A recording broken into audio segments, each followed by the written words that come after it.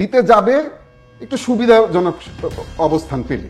ওকে, মানে এমন না যে আওয়ামী লীগ বা জামাতে ইসলামী তাদের যেরকম রেজিমেন্টাল ফোর্স আছে যে যেতেই হবে, ভোট দিতেই হবে, এইরকম না। তো এই মানুষগুলোর জন্য একটা সুবিধাজনক সময় হচ্ছে শীতকাল, না ডিসেম্বর মাস। সেটা ঠিক আছে, সেটা আপনি শীতকালের কথা আপনি নাইলে বললেন, সেটা শীতকালের এটার মধ্যে তাহলে, কিন্তু আপনারা অবিশ্বাস করতেছিলেন এবং ভাবতেছিলেন যে ৫-৬ বছর ডক্টর মোহাম্মদ ইউনূস রাইখা যাবে, সেইটাই বা কেন, সেইটা একটু এইটাও কিন্তু আমি ওই যেটা বললাম যে সরকার প্রধান এবং সরকারে থাকা ব্যক্তিরা যখন নাকি ওনারা কথাবার্তা একটু ভিন্ন ধরনের সিগন্যাল দিবেন, তখনই কিন্তু বিভ্রান্তি। কোনো ভিন্ন ধরনের সিগন্যাল ছিল না ওয়াহিদ ভাই। আপনারা ছিল কেন জানি ক্ষমতায় যাওয়ার জন্য খুব, আমি এটা ব্যারিস্টার ফুয়াদকে জিজ্ঞেস করতে পারি যে ভিন্ন ধরনের সিগন্যাল ছিল কিনা। ব্যারিস্টার ফুয়াদেরও কিছু কিছু কথা আমার কাছে মনে হয়েছে যে এখন ইলেকশন না দেওয়াই ভালো হইব, ৩-৪ বছর পরে দিলে ডক্টর ইউনূস তো ভালোই চালাতেছে। আমি কি ব্যারিস্টার ফুয়াদকে ঠিক রিড করছি?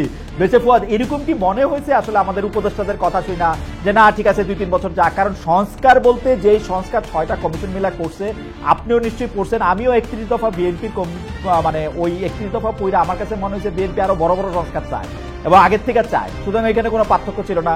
বিএনপি আওয়ামী লীগ দিয়া যেভাবে নির্যাতিত হয়েছে, বিএনপির কোনোদিন আওয়ামী লীগের সাথে মিশা যাওয়ার প্রশ্নই আসে না, ওই প্রসঙ্গটাও তোলা হয়েছে। আপনার কাছে কি এটা মনে হয়েছে যে বেশি ফদ আমরা কি আপনাকে ভুল রিড করছি, সরকারকে ভুল রিড করতেছি? আমার কাছে যে এটা মনে হয়েছে যে সরকার এবং সরকারের উপদেষ্টারা এবং এনসিপি এবং কিছুটা ব্যারিস্টার ফুয়াদ এবং ব্যারিস্টার ফুয়াদের দল চায় যে এই সরকার এভাবেই ক্ষমতায় থাকুক। এটাকে আমরা ভুল রিড করছি আপনাকে? আপনি যদি একটু আমাকে বলেন। তার আগে আপনার অনুমতি নিয়ে আমি একটা খালি দর্শকদের জানতে চেয়েছিলাম যে প্রধান উপদেষ্টা ডক্টর ইউনূসের লন্ডন সফরের অন্যতম লক্ষ্য পাচার অর্থ ফেরত আনা, অর্থ ফেরতের বিষয়ে কোনো অগ্রগতি হবে বলে মনে করেন কিনা? শতকরা ৬৫% দর্শক মনে করেন যে হ্যাঁ অগ্রগতি হবে, শতকরা ৩৫% দর্শক মনে করেন অগ্রগতি হবে না। এই বিষয়ে আমার মতামত আমি আগেই বলছি। ব্যারিস্টার ফুয়াদ, আমি একটু জানতে চাইবো যে আমরা আপনাদের আসলে একটু ভুল বুঝছিলাম কিনা, ভুল এখনো বুঝতেছি কিনা, এই সরকার আরো বেশি দিন ধরে থাইকা যেতে চায় কিনা, ডক্টর ইউনূসের খুব আরাম লাগতেছে কিনা এই যে সরকার প্রধান থাইকা বিভিন্ন দেশ ঘুরা 10 মাসে 11টা দেশ ঘুরছে অতি অকামে, এবং মানে উনি কি করছে না করছে এটা বুঝা আমি ঠিক বুঝি না। আপনি একটু আমারে বুঝাই দিলে আমি বা আমার দর্শকরা একটু একটা, আপনি ২-৩টা প্রশ্ন করেছিলেন তো আমাকে, আমি একটার অ্যানসার দিয়েছি আর ২টা পরে দেব। জি জি জি, অবশ্যই অবশ্যই অবশ্যই অবশ্যই অবশ্যই আমি একটু বেশি ফুয়াদের কাছে একটু শুনতে চাই যে আমরা ভুল বুঝতেছিলাম কিনা। ভুল বুঝার আগে আমার মনে হয় যে বিএনপির একটা ইলেকশন ট্রমা আছে যেটা আমাদেরকে অ্যাপ্রিশিয়েট করতে হবে। কারণ দেশের এত বড় একটা রাজনৈতিক দল ২০০১-এর পরে কোনো ভালো ক্রেডিবল ইলেকশন পায়নি। ২০০৮-এ একটা ইলেকশন ইঞ্জিনিয়ারিং শিকার হয়েছে সে। ১০০ সিটে ন্যূনতম তাকে 111-এর সরকার, দেশি বিদেশি শত্রুরা তাকে হারিয়েছে ন্যূনতম ভাবে। 14তে ইলেকশন থেকে বঞ্চিত করেছে। 18 সনে একটা ইলেকশন ট্র্যাপ করেছে, তাকে ডেকে নিয়ে রাতের ভোট করে ফেলেছে। অতএব সেই জায়গাতে বিএনপির ভিতরে একটা সিরিয়াস ইলেকশন ট্রমা আছে। তাকে অনেক কনস্পিরেসি থিওরি এখানে কাজ করছে।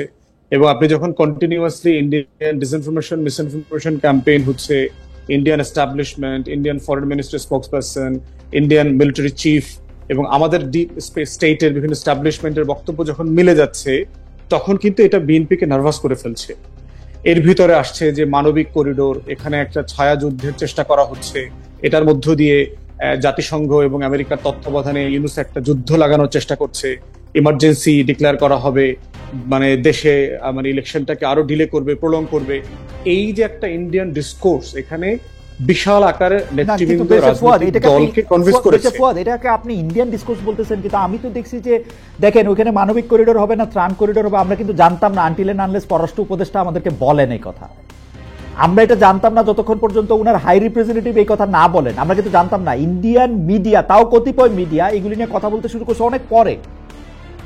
ডক্টর ইউনূস আমাদেরকে মিথ্যাবাদী বললেন যে আমরা নাকি মিথ্যা কথা বলতেছি, এখানে কোনো কিছু হয় নাই, কিন্তু উনার উপদেষ্টা, উনার 2 উপদেষ্টা 2 বার উনার প্রেস সচিব এগুলি নিয়ে কথা বলছেন।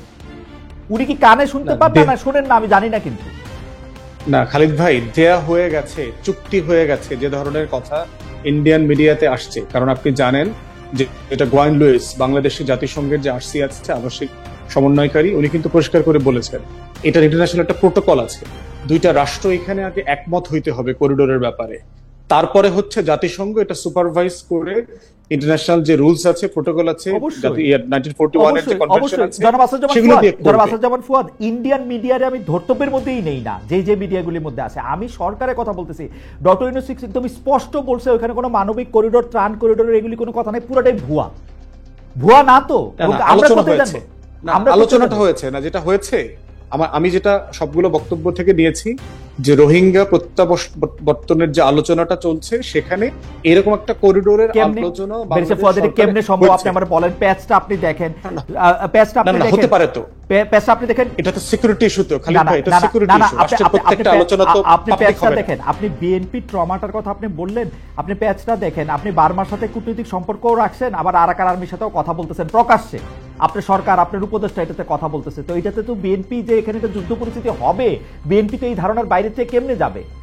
এটা ইন্ডিয়ান মিডিয়ার আপনি বাদ দিয়ে রাখেন, ইন্ডিয়ান মিডিয়া আপনি বাদ দিয়ে রাখেন। গাজা হবে, এখানে ফিলিস্তিন হয়ে যাবে, এখানে আমরা এই ইসরায়েলের মতো একটা হেজিমনিক ওয়ারে জড়ায় যাব, মানে এটা ইজ টু ফার, মানে টু রিমোট এই আলোচনাটা করা।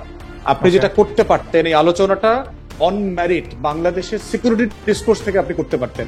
আপনি ইন্ডিয়ান বক্তব্যটা না খেয়ে আপনি সরাসরি বলতে পারতেন যে এইটা আমাদের ন্যাশনাল সিকিউরিটির জন্য একটা ভায়াবল প্রপোজিশন কিনা, বিকল্পটা কি হতে পারে। আপনি আমার রাষ্ট্র সাপেক্ষে আপনি কথা বলেন না, কিন্তু ভারতের গণমাধ্যমের রেফারেন্স দিয়ে দিয়ে যদি আপনি একটা ডিসকোর্সের অংশ হন, তখন তো কাউন্টার ন্যারেটিভ আবার ডেভেলপ করবে, যে তখন সন্দেহ করবার প্রশ্ন আসবে। বেরসে ফুয়াদ, আপনি ভারতীয় নেগেটিভটা কেন বলতেছেন? ধরেন আমি আর আপনি, আপনার কথা তো আমি শুনি, আমি আর আপনি যেখান থেকে তথ্য নিচ্ছি, ধরেন আমাদের সরকার থেকে আমাদের পররাষ্ট্র উপদেষ্টা কি বলতেছেন, আমাদের হাই রিপ্রেজেন্টেটিভ অন রোহিঙ্গা যিনি আবার নিরাপত্তা উপদেষ্টা তিনি কি বলতেছেন, আমাদের প্রেস সচিব সংবাদ সম্মেলন করে কি বলতেছেন, আমাদের ডক্টর মোহাম্মদ ইউনূস এইখানে জাতিসংঘের মহাসচিবকে নিয়ে গিয়ে ওইখানে কি বলতেছেন। আপনি শুধু এই বক্তব্যগুলি পরস্পর সাজান, তাইলে আপনি দেখেন ইন্ডিয়ান মিডিয়া আমার দরকার নাই, ইন্ডিয়ান নেগেটিভ আমার দরকার নাই, তাইলে আপনি দেখেন আপনি আজকে যে জায়গায় আছেন সেই জায়গায় আসতে পারেন কিনা। না, কনসার্ন হওয়ার মতো কিছু নাই তো, কনসার্ন হওয়ার মতো কিছু নাই, যে আমার শুধু ইন্ডিয়ান মিডিয়াটা বাদ দিলে আমাদের আমার কনসার্ন বাংলাদেশে না, আমার কনসার্ন হওয়ার মতো কিছু নাই। ওকে, যেটা হচ্ছে যে আমার এখানে 16-17 লক্ষ রোহিঙ্গা আছে যারা 7-8 বছর থেকে এখানে আছে। আপনি তাদেরকে তো প্রত্যাবর্তনের জন্য কিছু সিকিউরিটি মেজার নিতে হবে, এবং আপনি জানেন এই কনভারসেশন গুলো কখনো পলিটিক্যাল ডিসকোর্সে আলোচনা হয় না। ওয়েস্টার্ন পলিটিক্স থাকলে যেটা হতো, এখানকার political major political party leader public domain অন্তর্বর্তীকালীন সরকার সিম্পলি ব্রিফ করে দিত। ফুয়াদ ভাই, পাবলিক ডোমেইনে তো আপনি দিলেন, পররাষ্ট্র উপদেষ্টা সংবাদ সম্মেলন করে ভুল করেছেন, এবং তিনটা মিথ্যা কথা বলছেন নিরাপত্তা উপদেষ্টা খলিল সাহেব, তিনটা মিথ্যা কথা বলছেন একটারে কাউন্টার করতে গিয়া। হ্যাঁ, আলটিমেটলি তো এটা তো রাষ্ট্র নিজে ডিজাস্টার করছে, কোনো সন্দেহ নাই, কিন্তু রাষ্ট্র তার এই গোলটা পররাষ্ট্র উপদেষ্টা হাই রিপ্রেজেন্টেটিভ দাবি করতে পারেন। হ্যাঁ, সার্টেনলি এই আলোচনা আপনি তুলতেই পারেন, কিন্তু আমরা যেটা বোধ করছি যে এই কনভারসেশন তো পাবলিক হইতে পারে না, এই কনভারসেশন তো কখনো ওপেন ফোরামে হয় না। প্রতিটা রাষ্ট্র এই সিকিউরিটি ইস্যুস গুলোকে অত্যন্ত ক্রিটিক্যালি ইন্টারনালি ডিল করে। যেখানে খুব মেজর ইস্যু থাকে, ইংল্যান্ডের কথা আমি জানি, ওখানে কোবরা আছে, লিডার অফ দ্য অপোজিশন যারা আছে প্রত্যেকটা পার্টির দলনেতাকে রেখে প্রাইম মিনিস্টার ব্রিফ করে দেন, যেটা কখনো পার্লামেন্টে আলোচনা হবে না। ওইখানে এই বিষয়গুলো বাংলাদেশের মধ্যে ম্যাচিওর ডেমোক্রেসি না, আমরা এই ভুলগুলো এই জন্য বারবার করছি। কিন্তু মানবিক করিডোরের নামে যে পরিমাণ মিথ্যাচার করা হয়েছে এটা কাম্য ছিল না। অতএব বিএনপির ট্রমা যখন আমরা আলোচনা করছি, তখন এই ইন্ডিয়ান ডিসকোর্সটাও ওখানে ফ্যাক্টর হিসেবে কাজ করেছে। অতএব সেই ট্রমাটাকে যেটা করতে হবে, আজকের মিটিং এর কারণে যেটা আমি বোধ করি, এই ট্রমাটা অ্যাড্রেস করবার জন্য ভালো হয়েছে। প্রত্যেক জায়গাতে আমরা সোশ্যাল মিডিয়াতে দেখলাম যে কে জিতেছে, তারেক রহমান জিতেছে না ইউনূস জিতেছে। আমার উত্তর হচ্ছে বাংলাদেশ জিতেছে, আমার শত্রুরা হেরে গেছে। তারা যে পরিমাণ আমাদের ভিতরে একটা দ্বন্দ্ব, সংঘাত, টেনশন, দূরত্ব তৈরি করবার চেষ্টা করছিল, সেটা হেরে গেছে। এর আগে আপনি বলেছেন যে আমরা এনসিপিরা মিলে কি ইউনূস 3-4 বছর দেখবেন, এরকম আপনি জানেন যে আমি আমার বক্তব্য কেটে কেটে কিভাবে রিল বানানো হচ্ছে। আমি লাইনটা পুরো করি। সেনাবাহিনী, ভারত আর বিএনপি হচ্ছে এক দল, এনসিপি, ডক্টর মোহাম্মদ ইউনূস এবং ব্যারিস্টার ফুয়াদ সহ আরো যারা আছেন তারা হচ্ছেন এক দল, তারা হচ্ছেন দেশপ্রেমী শক্তি এবং ওনারা সরকারি দল। হ্যাঁ হ্যাঁ, ওনারা সরকারি দল, আমরা বিরোধী দল, এরকম না না, আপনারা সরকারি দল, আপনারা সরকারি দল। ইউনূস সাহেব, আপনারা শুনেন, ওয়াহিদ ভাই বিরোধী দল। হ্যাঁ হ্যাঁ হ্যাঁ, আর্মি হচ্ছে, দেখেন ডিজিএফআই হচ্ছে ইউনূস সাহেবের আন্ডারে, ডিজিএফ এর ফেইলরও সেনা প্রধানের উপরে যায় এবং বিএনপির উপরে যায়। খুব ইন্টারেস্টিং। কিন্তু একটা বিষয় হলো খালেদ ভাই, আমি একটু আসতেছি, ফুয়াদ ভাই একটু শেষ করে আসতেছি, একটা মিনিট, ফুয়াদ একটু শেষ করে আমরা আসতেছি। হ্যাঁ, আমি শেষ করে ফেলি। একটা বিষয় হচ্ছে যে মানে রাষ্ট্র কোন জায়গা থেকে গণ অভ্যুত্থান পরবর্তীতে আপনার দায়িত্ব দিয়েছে এই সরকারকে, এটা কিন্তু একটা রেগুলার 90 দিনের একটা কেয়ারটেকার গভর্নমেন্ট না। Every institutions of the country have been broken into pieces. কোনো মানে ফাংশনাল প্রফেশনালিজম আমার রাষ্ট্রের কোনো জায়গাতে নাই। সিভিল ব্যুরোক্রেসি বলেন, মিলিটারি ব্যুরোক্রেসি বলেন, সচিবালয় বলেন, এভরি ইনস্টিটিউশনস সিম্পলি একটা সিন্ডিকেটেড ক্রিমিনাল গ্যাংয়ে পরিণত হয়েছে প্রত্যেকটা প্রতিষ্ঠান। আমাদের পুলিশ বাহিনী বলেন, ল এনফোর্সমেন্ট এজেন্সিজ বলেন, ইন্টেলিজেন্স এজেন্সি বলেন, প্রত্যেকটা জায়গায় সেই রকম একটা জায়গায় আপনার আচরণ প্রত্যেক জায়গায় আপনি প্রফেশনাল করতে পারবেন, বাস্তবতা তা না। ভিতরের খবর আপনিও জানেন, ওয়াহিদ ভাইও জানে, আমরাও জানি। আন্তরিকতা থাকার পরেও সিম্পলি কোনো ফাংশনাল ডিসকোর্স রেজাল্ট নিয়ে আসতে তারা পারছে না। দিনের ব্যাপারে যেটা হয়েছে যে আমি একটা ইন্টারভিউতে কদিন আগে বললাম যে ভারতীয় গণমাধ্যমে বলা হচ্ছে নির্বাচিত সরকার না আসা পর্যন্ত কোনো স্থিতিশীলতা আসবে না। আমার বক্তব্যটা ভারতীয় গণমাধ্যম বলেছে, এই অংশটা কেটে দিয়ে বললেন যে ব্যারিস্টার ফুয়াদও এখন বিশ্বাস করেন যে নির্বাচিত সরকার ছাড়া দেশ স্থিতিশীল হবে না। ক্যান্টনমেন্টের বক্তব্য, বিভিন্ন বক্তব্য এরকম আসছে। ঐক্যমতের ব্যাপারে আমি বলেছি, আমরা প্রথম দল, রাজনৈতিক দল যারা আগস্ট মাসে প্রফেসর ইউনূসকে লিখিত দিয়ে এসেছি যে 18 মাস থেকে 24 মাসের ভিতরে নির্বাচন করতে হবে, কোনোভাবে এর বাইরে গেলে আপনি সিচুয়েশন নিয়ন্ত্রণ করতে পারবেন না। প্রথম রাজনৈতিক দল হিসাবে আমরা লিখিত প্রস্তাব দিয়েছি। তারপরে উনি সেপ্টেম্বরে জাতিসংঘে গিয়ে নিউ ইয়র্ক টাইমসের ইন্টারভিউতে উনি বলেছেন ডিসেম্বর থেকে জুনের মধ্যে নির্বাচন হবে। এবং আমরা কিন্তু আমাদের পজিশনে কনসিস্টেন্টলি একই জায়গাতে আছি যে ডিসেম্বর থেকে জুন যেটা আমরা প্রস্তাব দিয়েছি অরিজিনাল। আমরা বক্তব্য কি দিয়েছি যে নির্বাচন কবে হবে, 6 মাস হবে, 2 বছর হবে, 4 বছর হবে, এটা ঐক্যমতের ভিত্তিতে সিদ্ধান্ত হতে হবে যখন নির্বাচিত হবে। আমি একটা ছোট প্রশ্ন করে রাখি, আমরা কিন্তু এটা বারবার শুনতে পাচ্ছি আর কি সরকারের কাছ থেকে, সরকার খোলাখুলি বলতেছে যে আগের আমলারা যারা আছেন তারা সহযোগিতা করতেছে না। সেনাবাহিনীর কথাটা মুখ দিয়ে বলে না, সহযোগিতা করতেছে না কি করতেছে এটা বোঝা যায় না, কিন্তু বলে যে সহযোগিতা করতেছে না। আমি ওইটা ঠিক মতো করতে চাইলেও করতে পারতেছি না, আপনিও এরকম বললেন আর কি, করতে চাইলেও করতে পারতেছেন। তো এটা সমাধান হইলো যে আমি কিছুদিন পর পর দলবল নিয়ে একটু বিদেশে চলে যাই, তাহলে আমার জন্য একটু ভালো, তাই তো? বিদেশে ধরেন রাষ্ট্রীয় স্টেট প্রটোকল, এবং এটা তো আপনি কোনোভাবে অ্যাভয়েড করতে পারবেন না। না, রাষ্ট্রীয় সফরে এইরকম অন্তর্বর্তী ইন্টারিম আসলে রাষ্ট্রীয় সফরেই যায় না মানুষ। আর এটার মধ্যে হচ্ছে ওইটা তো ইলেকশন টাইম গভর্নমেন্ট, একটু পার্থক্য আছে খালিদ ভাই, ওইটা তো election time government. Election time গভর্নমেন্টের তো অ্যাবসলিউট জুরিসডিকশন, কাজের পরিধি, মেয়াদ, ওটা সংবিধানে স্পেসিফিকলি বলে দেওয়া আছে। ওকে, অতএব তার অন্য কার্যক্রম আমাদের কাছে ভিজিবল হয় না। কিন্তু ইন্টারিম অ্যাডমিনিস্ট্রেশনে কিন্তু আপনার আরো একটু কাজের পরিধি অনেক বেশি, যেহেতু গণ অভ্যুত্থানের পরে আসছে তাকে অনেক কাজ করতে হয়েছে, এবং এই কাজগুলো করবার এই বাস্তবতাগুলো তৈরি হয়ে আছে। ওকে, ঠিক আছে। আমরা একটু ধন্যবাদ বেশে ফুয়াদ। আমরা একটু জনাব কে ওয়াহিদুজ্জামানের কাছে যাই। জনাব কে ওয়াহিদুজ্জামান, অনেকগুলি কথা আপনার জমে আছে, আপনি যদি একটু সংক্ষেপে শেষ করেন, আমাদের কিছু মানে একটা অরিজিনাল প্রশ্নও আছে। প্রথম কথাটা হচ্ছে আওয়ামী লীগ নিষিদ্ধ করার বিষয়টা। দেখেন, ব্যারিস্টার ফুয়াদ এখানে আছেন, ওনার প্রতি সম্মান জানিয়ে বলছি, গত আওয়ামী লীগ আমলে যে পরিমাণ রিপ্রেশন বিএনপির উপর দিয়ে হয়েছে, বিএনপি তো ভিকটিম, বিএনপি কেন আওয়ামী লীগের বিচার চাবে না? এই যে একটা ক্যাম্পেইন চালানো হয়েছে, টাকা খায় চাবে না? আওয়ামী লীগ যে টাকাগুলি মেরেছে সে টাকাগুলি খাবে বসে বসে এখন হ্যাঁ, এখন না, সেটা তো আমরা দেখতে পাচ্ছি কারা খাচ্ছে, সেটা আসবো আমি। কারা খাচ্ছে? এখন বিষয়টা হচ্ছে বিএনপি কি চায়। উনি একজন আইনজীবী মানুষ, উনি তো আমার চেয়ে এটা ভালো জানেন। বিএনপি চেয়েছে বারবারই যে আইনের মাধ্যমে করতে হবে। ইনফ্যাক্ট গত ডিসেম্বরে এই ধরনের একটা প্রস্তাব গিয়েছিল, আইন মন্ত্রণালয় থেকে গিয়েছিল, উপদেষ্টা পরিষদে সেটা নাল এন্ড ভয়েড করে দিয়েছে। ওনারা 2 জন উপদেষ্টা নাকি প্রচন্ড বিরোধিতা করেছেন যে না, এটা করা যাবে না। আইনের মাধ্যমে আপনি বিচার না করে আপনি কি একজন ডেপুটি সেক্রেটারিকে দিয়ে সিগনেচার করে একটা দলকে নিষিদ্ধ করবেন?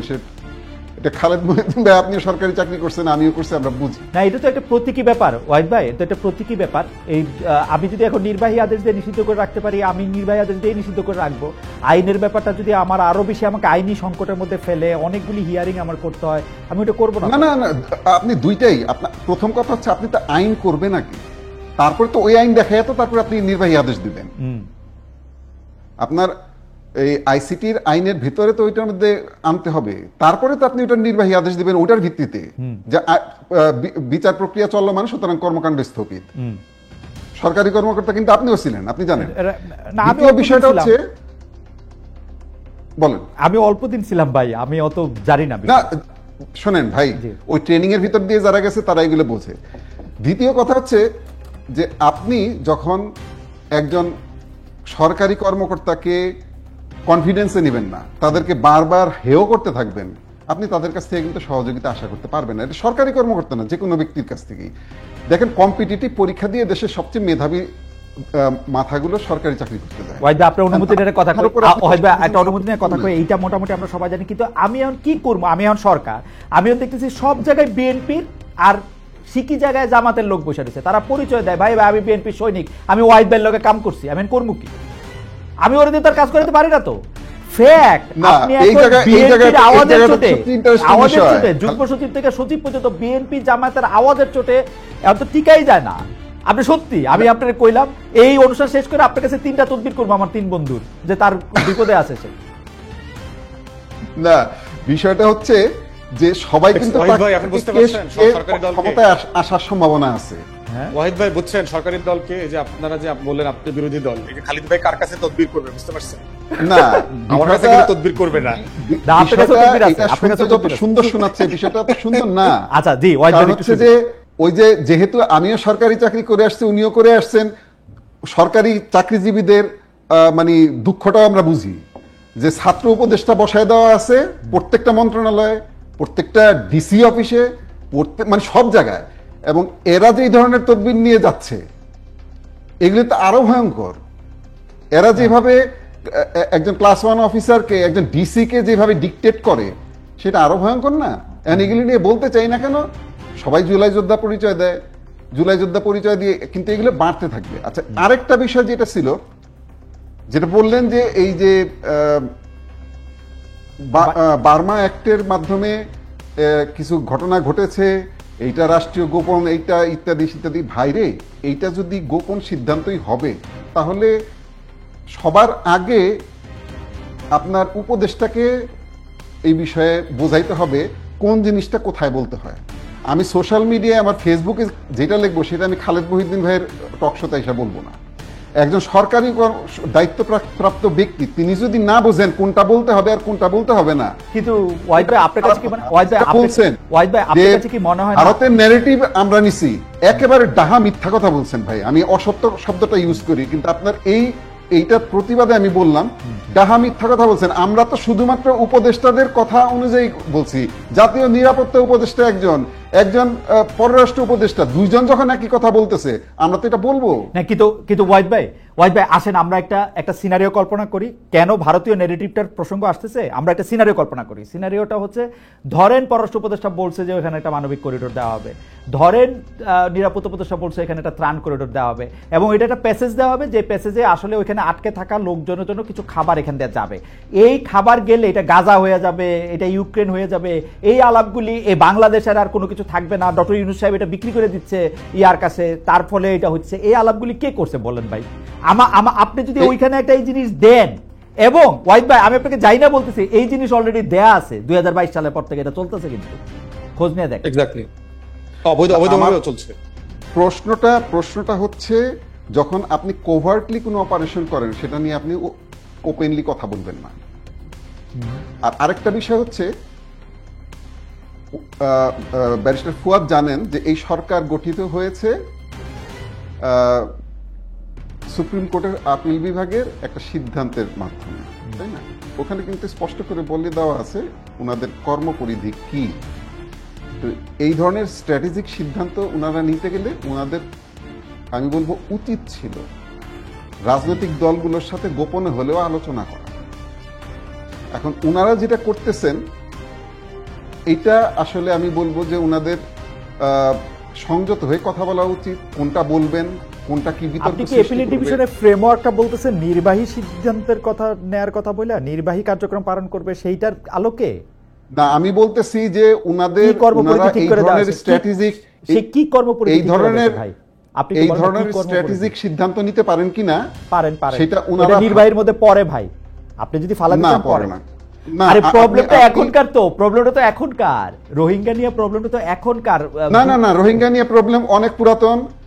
বরঞ্চ ওনারা এইটা করার কারণে যেটা হয়েছে, আরো ওনারা যেটা বললেন খালেদ ভাই, আপনি একটু কনসিকুয়েন্সেস গুলো খেয়াল করেন, যে 1,80,000 রোহিঙ্গা ফেরত যাবে ঘোষণা এটা দিছিলেন, তো খেয়াল আছে আপনার? এটা আশা বসে ঘোষণা দিছিলেন, থিংকিং পায়াস উইশ, ঠিক আছে? এবং বললেন যে আগামী ঈদ করবে তারা ওইখানে গিয়ে, আশা করতে পারি তো আমি। হ্যাঁ, আপনি এইগুলো, ওই জায়গাটা আপনার টার্গেট বুঝতে হবে খালেদ ভাই। ওই আরাকানটা এখন কারা কন্ট্রোল করতেছে? মিয়ানমার গভর্নমেন্ট কন্ট্রোল করতেছে। আপনি যদি এই জিও লোকেশন না জানেন, জিও পলিটিক্সের কারেন্ট সিচুয়েশন না জানেন, আপনি কার সাথে ডিল করতেছেন ভাই? আর সেটা বলে হাসির পাত্র হচ্ছেন কেন? আপনি বললেন 1,80,000 ফেরত যাবে, 1,15,000 চলে আসলো। মিয়ানমার গভর্নমেন্ট কন্ট্রোল করতেছে না বলেই তো আমার আরাকান আর্মির সাথে একটা কথা বলা দরকার ছিল। আরাকান আর্মির সাথে কথা বলে ওপেন চ্যানেলে করবেন? হ্যাঁ জি, সেটাকে ওপেন চ্যানেলে করবেন, সেটাকে মিডিয়ায় বলে বেড়াবেন? এই সরকার ট্রান্সপারেন্ট, সেজন্য বলছে সবাই। না না, ট্রান্সপারেন্ট হইলে তারা বিরোধী দলগুলোর সাথে, সব রাজনৈতিক দলগুলোর সাথে বসছে তো, আপনাদের সাথে শুধু বসে নাই, আর সবার সাথে বসছে। এনসিপির সাথে বসছে, ফুয়াদ ভাইয়ের সাথে আলাপ করছে তো। ফুয়াদ ভাইরা জানতেন যে উনারা মানবিক করিডোর দিচ্ছে? হ্যাঁ জানতেন তো, উনি তো আজকেও বললেন যে এটা ঠিক আছে দেওয়া, আমি ওনার সাথে একমত হয়েছি, অসুবিধা নাই দেওয়া, ভালো তো। কিন্তু জাতিসংঘ কি বলতেছে? জাতিসংঘ বলতেছে জাতিসংঘের সাথে আলোচনা হয় নাই বা সিদ্ধান্ত হয় নাই। জাতিসংঘের সাথে আলোচনা হয় নাই মানে জাতিসংঘ তো এটা এখন আপনি যেটা বললেন, মানে দুই দেশের বৈঠকের মধ্যে একটা জায়গায় না আসা পর্যন্ত জাতিসংঘ এটা বলতে পারে না। জাতিসংঘেরও তো কিছু সীমাবদ্ধতা আছে। তার মানে হচ্ছে উনারা একটা ইম্যাচিউর জিনিসকে মিডিয়ায় নিয়ে আসছেন। কারণ হচ্ছে আপনারা বেশি হইচই করছেন এটা নিয়ে, অতি অকারণে। ওনারা এটা একটা পয়েন্ট হিসেবে বলছিল, আপনারা খালেদ ভাই আবার আমি মনে করাই দিচ্ছি আপনাকে, আমরা যে কথাগুলো বলেছি সেটা শুরু হয়েছে যখন পররাষ্ট্র উপদেষ্টা এবং নিরাপত্তা উপদেষ্টা এই ধরনের কথাবার্তা বলছেন। আপনাদের সব অধিকার আছে। আমি যদি বলি যে সেটা যদি তিল থাকতো, আপনারা এটা তালগাছ বানাইছেন। না, আমরা তালগাছ বানাইনি, এটা তালগাছ ওনারাই বানাইছে, আমরা দেখাই দিচ্ছি যে এটা কিন্তু তালগাছ। আচ্ছা, খুবই আচ্ছা, আওয়ামী লীগ সম্পর্কে আপনি যদি আরেকটা শেষ কথা বলেন, আওয়ামী লীগের প্রতি কি আপনারা একটা গোপন, নিবিড় এবং কি বলবো একটা একটা একটা কেমন জানি একটা ভালোবাসা অনুভব করতেছেন? মানে যেটা অভিযোগ করা হচ্ছে আপনাদের সাথে যে বিএনপি আসলে প্রাণপণে চাচ্ছে যাতে আওয়ামী লীগও থাকে এর মধ্যে থেকে কোনো না কোনোভাবে, কোনো না কোনো ফরম্যাটে, এইটার সম্পর্কে যদি একটু বলতেন যে মানে আপনারা আওয়ামী লীগকে আসলে কি দেখেন বা আওয়ামী লীগকে কি চান? আওয়ামী লীগের একটা বিচার আমরা চাই। আমরা বিচারের মাধ্যমে আওয়ামী লীগের রাজনৈতিক দল হিসাবে এবং যারা এই ঘটনাগুলোর সাথে জড়িত ছিল তাদের শাস্তি হোক, আমরা এটা চাই। ওকে, এই ঘটনাগুলির সাথে যারা জড়িত ছিল তাদের শাস্তি চাচ্ছেন জনাব এ কে এম ওয়াহিদুজ্জামান। আমি একটু ব্যারিস্টার আসাদুজ্জামান ফুয়াদকে দেখতেছি। ব্যারিস্টার আসাদুজ্জামান ফুয়াদ, যে আমাকে একজন বলতেছে যে আমি প্রশ্ন একটু লম্বা করে করতেছি সেজন্য ক্ষমা প্রার্থী, কিন্তু আপনারা আসলে আওয়ামী লীগের কি চান? মানে ব্যাপারটাকে একটা আওয়ামী লীগ একটা হুটু টুটসি এরকম একটা হয়ে থাক যে ওরা মানে দে আর অলওয়েজ আদার, এরকম একটা হয়ে থাকুক, এটা চাইতেছেন নাকি আসলে কোনটা আপনাদের চাওয়া? এবং যেটা আপনার সেটা কথার প্রসঙ্গে কথা আসা। আর একটা কথা হচ্ছে, বরিশাল প্রেস ক্লাবে একটা সংবাদ সম্মেলনে গতকাল আপনি বলেছিলেন যে সাবেক রাষ্ট্রপতি আব্দুল হামিদের বিদেশ যাওয়া আসার বিষয়টি নিয়ে মানে তার বিদেশ যাওয়া আসা যাওয়ার কোনো বিধিনিষেধ নেই আপনি বলছেন, তাহলে কেন তাকে বিদেশ যেতে বাধা দেওয়া হবে? এই প্রসঙ্গেও আপনি যদি একটু বলতেন। Best of one. Awami League প্রশ্নে আমি আপনার এবং ওয়াহিদ ভাইয়ের সাথে একমত ইন প্রিন্সিপল যে এইটা এক্সিকিউটিভ ডিসিশন দ্বারা অ্যাড্রেস করা উচিত না, এবং আমি আপনার সেপ্টেম্বর মাস থেকে আওয়ামী লীগ কোশ্চেন অন্তর্বর্তীকালীন সরকার কিভাবে ডিল করা উচিত তার একটা পুরো মানে প্রোটোকল আমি বলেছি পাবলিকলি, বহুবার বলেছি, বহুবার। এবং আমি এটা প্রস্তাব করেছিলাম যে আমেরিকার কংগ্রেশনাল হিয়ারিং মডেলে এটার একটা গণ শুনানি হওয়া দরকার, যেখানে বাংলাদেশের যে কোনো নাগরিক রেজিস্ট্রেশন করে লিখিত অথবা অনলাইনে অথবা সশরীরে মতামত দিতে পারবে। এবং এই গণতদন্ত কমিশনটা আপনার আমাদের সংসদ ভবনের যে কোনো একটা বড় হলে হতে পারে, এবং এটা লাইভ ব্রডকাস্ট হবে, যেটা সিনেট হিয়ারিং এর মতো, কংগ্রেশনাল হিয়ারিং এর মতো হয়। আমাদের বিটিভি সংসদ এটা লাইভ ব্রডকাস্ট করবে। সেখানে আমাদের যারা অংশীজন আছে, রাজনৈতিক দল, শহীদ পরিবার, আহত পরিবার এবং এভরিবডি, মানবাধিকার কর্মী যারা ছিলেন, লয়াররা ছিলেন, দেশি বিদেশি সাংবাদিকরা ছিলেন, সবাই মতামত দেখ। এবং এই মতামতের কি হবে আমি এরকম 6-7টা প্রিজাম্পশন করেছি কি কি হতে পারে, কি কি মত আসতে পারে। এতে কি প্রথম মত আসতে পারে যে আমরা এতে কি আওয়ামী লীগকে বক্তব্য দেওয়ার সুযোগ দেওয়া হবে বা সেই আওয়ামী লীগকে? না না, আওয়ামী লীগকে, কারণ তো তার এটা তো ট্রায়াল না, এটা হচ্ছে গণ অভ্যুত্থানের পরাজিত শক্তি। ওকে, তাকে নিয়ে আসলে কি করা উচিত? এই প্রো ডেমোক্রেসি প্ল্যাটফর্মে যারা কাজ করেছেন, 24-এ যারা জিতেছেন, তাদের ম্যান্ডেটটা কি হওয়া উচিত আওয়ামী লীগ প্রশ্নে, এইটার প্রেক্ষিতে আপনি দেখবেন হয়তো 5-6-7টা মতামত আসতে পারে। আপনি দ্বিতীয় বিশ্বযুদ্ধের পরে নাৎসি অথবা ফ্যাসিস্টদেরকে যেভাবে ডিল করেছে সেটা করতে পারেন। আপনি সাউথ আফ্রিকান মডেলে, ট্রুথ অ্যান্ড রিকনসিলিয়েশন মডেলে ডিল করতে পারেন। আপনি এটা অ্যাটর্নি জেনারেল মতামত নিতে পারেন রাষ্ট্র। আপনি আইসিটিতে রেফার করতে পারেন, আপনার কাছে ট্রাইব্যুনাল। এখন সরকার আওয়ামী লীগকে যেরকম নির্বাহী আদেশে নিষিদ্ধ করেছে ওইটা কি ঠিক আছে বলে আপনি মনে করেন, নাকি বিএনপি যেরকম বলে যে বিএনপি যেরকম বলে যে না, নির্বাহী আদেশে না করে এটা একটা কোর্টের আদালতের আইনের মাধ্যমে এটা করা হলে এটা ভালো হতো? ওইটা একটা আমি বলেছি যে গণতদন্ত কমিশন অথবা গণশুনানি করলে যেটা হতো, আপনি 6-7টা মডেল পেতেন। এরপরে যেটা হতো, এই মডেলগুলোকে দিয়ে আপনি রেফারেন্ডামে দিয়ে দিতেন জনগণের কাছে যে আমরা আওয়ামী লীগের প্রশ্নে এই 7টা মতামত পেয়েছি, আপনি কোনটার সাথে একমত, অথবা আপনার ভিন্ন মতের জায়গাটা কোথাও সেটাও বলেন। তাহলে যেটা হইতো যে এত বড় একটা সিদ্ধান্ত নেওয়ার ক্ষেত্রে জাতীয় ঐক্যমত প্রতিষ্ঠার জায়গাটা আমরা করতে পারতাম, এবং সেখানে জুডিশিয়াল ওভারসাইট থাকতো, পাবলিকের ম্যান্ডেট থাকতো। সিম্পলি যেই প্রসেসে আপনাকে এই মানে কয়েকটা মিছিল মিটিং করে যেভাবে ছাত্রলীগকে নিষিদ্ধ করা হয়েছে, এই প্রসেসগুলো ওয়ার্ক করে না। এবং এমন একটা আইন দিয়ে করা হয়েছে যেটা দিয়ে জামাতকে নিষিদ্ধ করা হয়েছিল গত সরকারের শেষ দিকে, ওয়ার্ক করে নাই, ফাংশনাল হয় নাই। কারণ গণ অভ্যুত্থানের একটা বড় ঘটনা। সরকার তাহলে এই পথে কেন হাঁটলো? আমার কাছে মনে হয়েছে একটা জিনিস, আপনি এক জায়গায় দুষ্টামি করে বলেছেন যে আমি তো রাজনীতি করি নাই ভাই, আমি তো সাদামাঠা ভাবে যা বুঝি তাই করি।